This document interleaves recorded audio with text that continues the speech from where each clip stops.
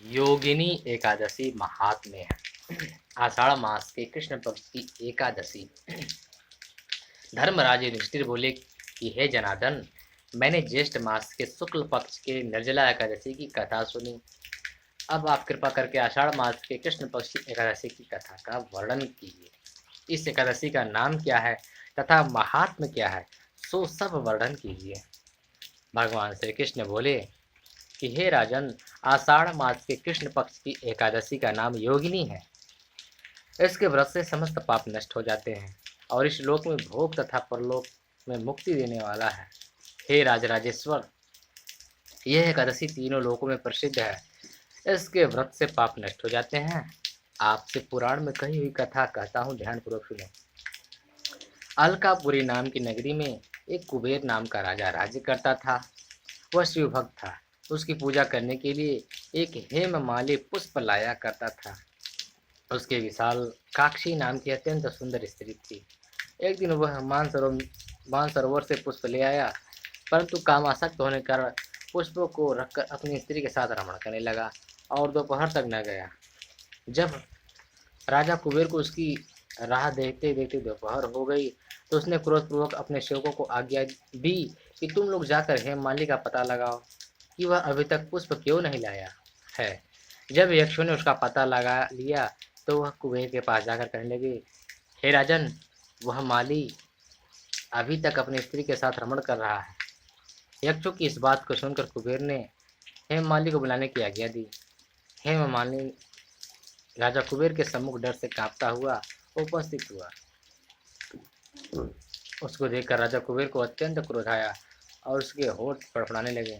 उसने कहा, रे पापी महानीच कामी, तूने मेरे परम पूजनीय ईश्वरों के भी ईश्वर शिव जी का अनादर किया है।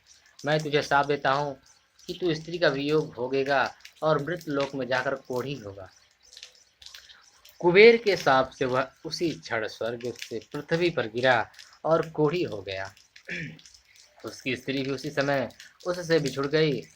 मृत लोक में आकर उसने महादुख भोगे, परंतु शिव जी की भक्ति के प्रभाव से उसकी बुद्धि मलिन न हुई और पिछले जन्म की भी शुद्ध रही। इसलिए वह अनेक दुखों को भोगता हुआ तथा अपने पूर्व जन्म के कुकर्मों का स्मरण करता हुआ हिमालय पर्वत की तरफ चल दिया। वहां पर चलते चलते मार्कंडेय ऋषि के आश्रम पर पहुंचा। वह ऋषि अत्यंत वृद्ध तथा तपशाली थे। वह दूसरे ब्रह्मा के समान प्रतीत हो रहे थे और उनका वह आश्रम ब्रह्मा की सभा के समान शोभा दे रहा था। उनको देखकर वह हेममाली वहां गया और उनको प्रणाम करके उनके चरणों में गिर पड़ा। उसको देखकर मार्कंडेय ऋषि बोले कि तूने कौन से खोटे कर्म किए जिससे तू कोढ़ी हुआ और महान दुख भोग रहा है। इस पर हेममाली बोला, हे मुनि, मैं यमराज कुबेर का सेवक था। मेरा नाम हेममाली है। राजा की पूजा के लिए नित्य प्रति पुष्प लाया करता था। एक दिन अपनी स्त्री के साथ विहार करते करते देर हो गई और दोपहर तक पुष्प लेकर न पहुंचा। उन्होंने मुझे श्राप दिया कि तू अपनी स्त्री का वियोग भोग और मृत लोक में जाकर कोढ़ी बन तथा दुख भोग। इससे मैं कोढ़ी हो गया और महान दुख भोग रहा हूँ। अतः आप कोई ऐसा उपाय बतलाइए जिससे मेरी मुक्ति हो जाए। इस पर मार्कंडेय ऋषि बोले कि भाई, तूने मेरे सम्मुख सत्य वचन कहे, इसलिए मैं तेरे उद्धार के लिए एक व्रत बताता हूँ। यदि तू आषाढ़ मास के कृष्ण पक्ष की योगिनी नामक एकादशी का विधि पूर्वक व्रत करेगा तो तेरे समस्त पाप नष्ट हो जाएंगे। इस पर हेममाली बहुत प्रसन्न हुआ और मुनि के वचनों के अनुसार उसने योगिनी एकादशी का विधि पूर्वक व्रत किया।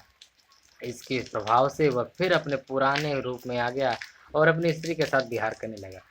हे राजन, इस योगिनी की कथा का फल 88 सहस्त्र ब्राह्मणों के भोजन कराने के बराबर है। इसके व्रत से समस्त पाप दूर होते हैं और अंत में स्वर्ग मिलता है।